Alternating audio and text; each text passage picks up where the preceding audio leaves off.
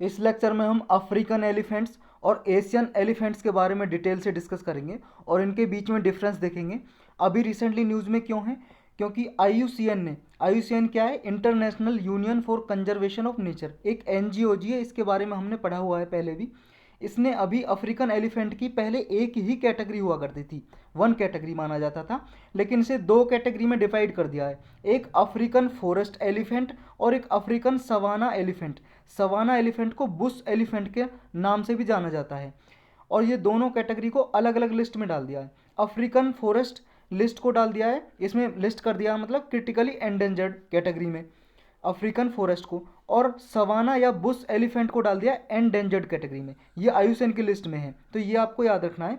ये आप देख सकते हो जी, ये है सवाना एलिफेंट और ये है अफ्रीकन फॉरेस्ट एलिफेंट, ये अफ्रीकन सवाना एलिफेंट, जिन्हें बुश एलिफेंट के नाम से भी जाना जाता है। अर्लियर क्या था? अफ्रीकन एलिफेंट को सिर्फ एक सिंगल स्पीसीज ही समझा जाता था और इन्हें वनरेबल कैटेगरी में रखा हुआ था। आयुसेन की जो रेड लिस्ट है उसमें वनरेबल कैटेगरी में आते थे, लेकिन अभी सेपरेटली डिवाइड कर दिया आयुसेन ने अपनी रेड लिस्ट में। तो इनके बारे में थोड़ा डिटेल से डिस्कस करते हैं।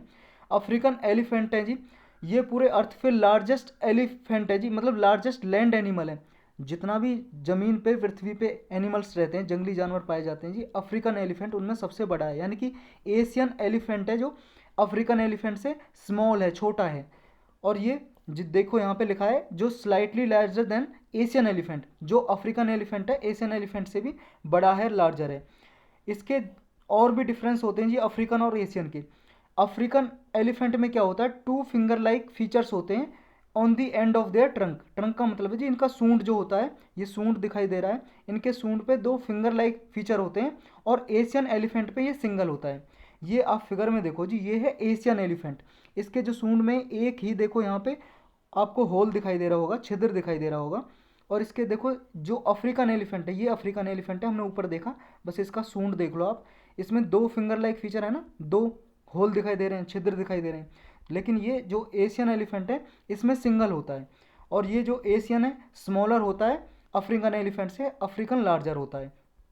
एलिफेंट्स जो हैं, अफ्रीकन एलिफेंट्स की बात हो रही है, ये एलिफेंट्स क्या होते हैं? मैट्रियार्कल हैं जी। ये मैट्रियार्क का मतलब है जहाँ पे फीमेल की ज़्यादा चलती हो, इस स्त्री प्रधान, जैसे पेट्रियार्कल सिस्टम होता है ना, पुरुष प्रधान, ये मैट्रियार्कल है जी इनका system. Meaning they live in female led group, ये फीमेल लेड ग्रुप में रहते हैं जी, जहाँ पे फीमेल हेड होती है। जैसे मैट्रियार्कल सिस्टम बोलते हैं जी अगर इंसानों की बात करें, जहाँ पे फीमेल की चलती हो, head of the family female हो, जहाँ पे बारात भी लेकर कौन जाए? फीमेल लेके जाए मेल के घर पे, मतलब लड़की लेके जाए लड़के के घर पे, ऐसी सिस्टम को बोलते हैं मैट्रियार्कल।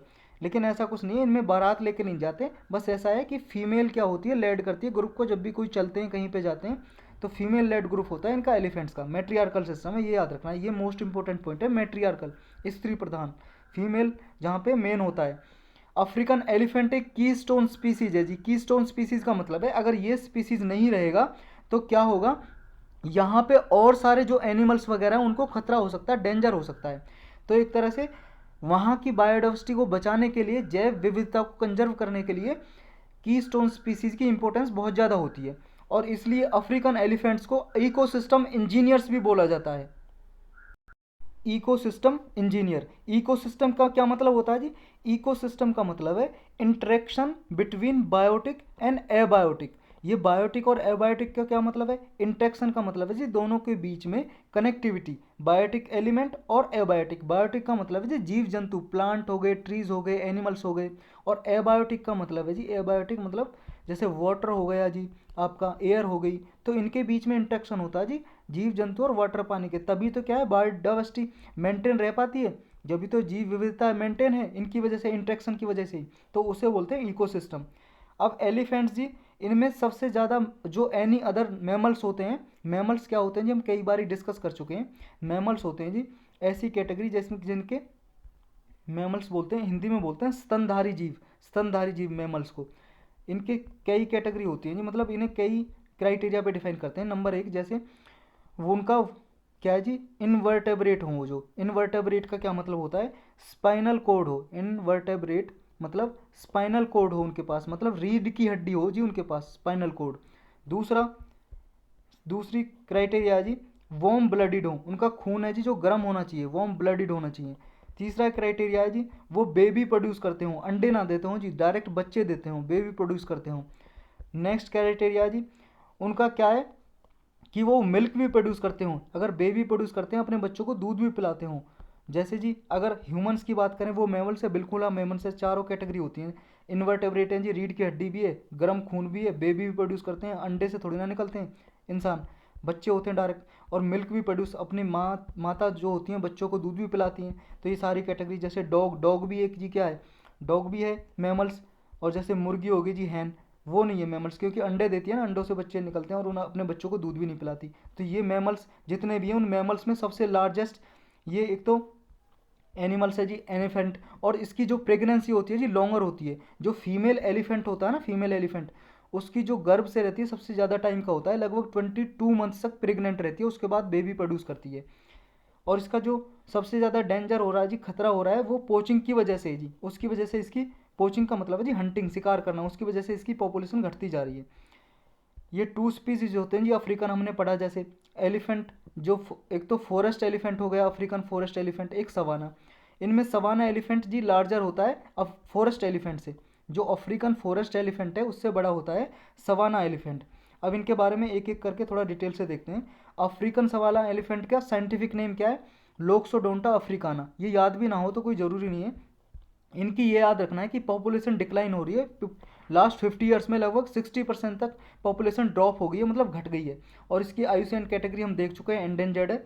और इसका हैबिटेट कहाँ पे जी? ये अफ्रीकन जो सवाना एलिफेंट है वो रहता है जी सब सहारन अफ्रीका रीजन में रहता है। ये अफ्रीका जो कॉन्टिनेंट है उसमें रीजन है, सब सहारा रीजन, उसमें रहता है। और अफ्रीकन फॉरेस्ट एलिफेंट का साइंटिफिक नाम है लोक्सोडोंटा साइक्लोटिस। इसकी भी पॉपुलेशन ड्रॉप हो गई है, बस ये इतना याद रखना, दोनों की पॉपुलेशन ड्रॉप हुई है, कम हुई है, बढ़ी नहीं है, इंक्रीज नहीं हुई है लास्ट 31 ईयर में और उसकी लास्ट 50 ईयर में मतलब पिछले कई दशकों में देखें तो इनकी पॉपुलेशन डिक्रीज हुई है, बस इतना याद रखना है। क्योंकि स्टेटमेंट में इतना दे के पूछ सकता है कि इंक्रीज हुई है या डिक्रीज। इसकी भी 86% तक डिक्रीज हो गई है और इसे आयुसीएन की लिस्ट में क्रिटिकली एंडेंजर्ड कैटेगरी में है। अफ्रीकन फॉरेस्ट एलिफेंट ये क्रिटिकल एंडेंजर्ड में, और वो जो सवाना है वो एंडेंजर्ड कैटेगरी में। इसका हैबिटेट कहाँ जी, मतलब निवास कहाँ पे रहता है? सेंट्रल और वेस्ट अफ्रीका में रहता है ये। और बहुत रेयरली ऐसा फाउंड होता है कि ये जो अफ्रीकन फॉरेस्ट एलिफेंट रहता है ना अपनी जगह पे ही रहता है जी। ये रेयरली पाया जाता है, जहाँ पे सवाना एलिफेंट पाया जाता है वहाँ पे नहीं जाता, ये अपने ही उसमें रहता है जी एरिया में। तो रेस्ट्रिक्टेड नेचुरल डिस्ट्रीब्यूशन है जी फॉरेस्ट एलिफेंट का। तो इस वजह से क्या है, इसकी पॉपुलेशन भी डिक्लाइन होती जा रही है, मतलब घटती जा रही है। ये जो सवाना एलिफेंट है जी, इसकी पॉपुलेशन क्या है, दोबारा से बढ़ रही है, इंक्रीज हो रही है दोबारा से, लेकिन लास्ट 50 ईयर में घटी है, डिक्रीज हुई है, लेकिन फिर से इंक्रीज होना स्टार्ट हो गई है, क्योंकि सफिशिएंट प्रोटेक्शन दी जा रही है सवाना एलिफेंट को। इसकी वजह से इसकी पॉपुलेशन में इंक्रीज देखने को मिला है। जो लॉ एनफोर्समेंट एजेंसीज हैं वो भी क्या कर रही हैं जी, is also more problematic in many central African countries which are home to forest elephant.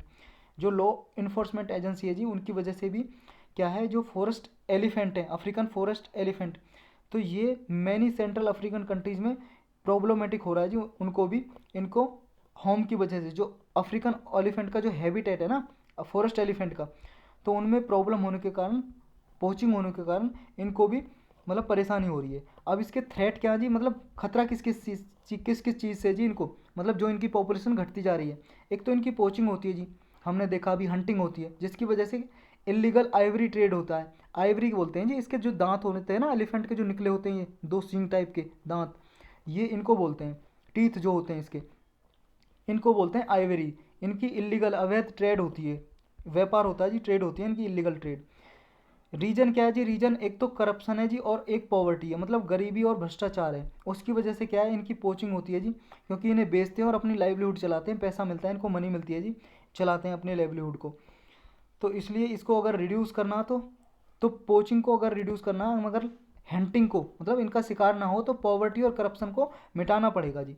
Habitat loss हो रहा है जी इनका, एक ये परेशानी है, मतलब इनके जो निवास स्थान है वो डिक्रीज हो रहे हैं, क्योंकि पॉपुलेशन ह्यूमन की घटती जा, मतलब इंक्रीज होती जा रही है, बढ़ती जा रही है, और इनकी जो पॉपुलेशन है वो घटती जा रही है। क्यों? क्योंकि इनका जो कंजर्वेशन लैंड है वो एग्रीकल्चर के लिए और डेवलपमेंट के लिए यूज हो रहा है। जैसे मान लो जी पॉपुलेशन बढ़ेगी ह्यूमन की, तो वो क्या है, ज़्यादा फॉरेस्ट एरिया को काटेगा, पेड़ पौधे, वहाँ पे एग्रीकल्चर करेगा, डेवलपमेंट कराएगा, फैक्ट्री लगाएगा, तो इनकी वजह से जो एलिफेंट के लिए हैबिटेट था वो ख़त्म हो जाएगा, कम होता चला जाएगा। तो ये इसके थ्रेट हैं जी, खतरे हैं जिनकी वजह से इनकी पॉपुलेशन डिक्रीज हो रही है। अब एशियन एलिफेंट के बारे में थोड़ा डिटेल से देख लेते हैं। एशियन एलिफेंट क्या है जी, ये 3 स्पीसीज हैं जी एशियन एलिफेंट के। एशियन कॉन्टिनेंट में मिलता है, एक इंडिया में इंडियन एलिफेंट है, एक सुमत्रन एलिफेंट है और एक श्रीलंकन एलिफेंट है। इसकी जो ग्लोबल पॉपुलेशन है एशियन एलिफेंट की वो लगभग 20,000 से लेकर 40,000 है। जो इंडिया में स्पीसीज मिलते हैं जी इंडियन एलिफेंट, वो सबसे ज़्यादा मिलते हैं, majority of the remaining elephant on the continent. ये सबसे वाइडेस्ट रेंज है जी। इंडिया में लगभग 28,000 एलिफेंट्स मिलते हैं इंडिया में ही, जिनमें से सबसे ज़्यादा कहाँ पे मिलते हैं, कर्नाटक में पाए जाते हैं। 25% एलिफेंट, तो 28,000 के 25% कर्नाटक में मिलते हैं सबसे ज़्यादा।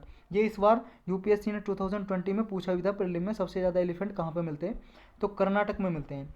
अब इसका प्रोटेक्शन स्टेटस क्या है, आईयूसीएन की रेड लिस्ट में एशियन एलिफेंट की बात हो रही है जी अभी, इनकी आईयूसीएन की लिस्ट में एंडेंजर्ड कैटेगरी में है ये सारे ही, चाहे इंडियन एलिफेंट हो, चाहे सुमत्रन एलिफेंट हो, चाहे श्रीलंकन एलिफेंट हो, उनकी एंडेंजर्ड कैटेगरी है रेड लिस्ट में। आईयूसीएन की रेड लिस्ट में एंडेंजर्ड कैटेगरी में आते हैं।